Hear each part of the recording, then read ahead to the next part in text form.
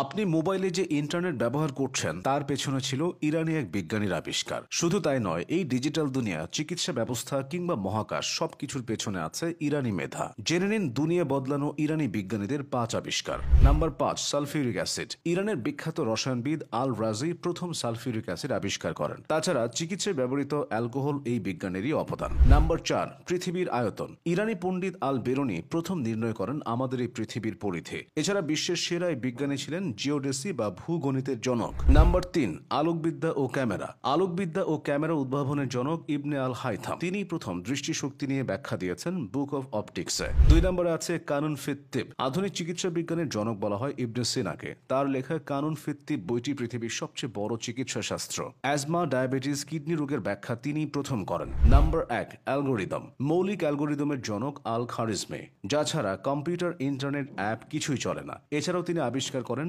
Algebra বা বীজগণিত।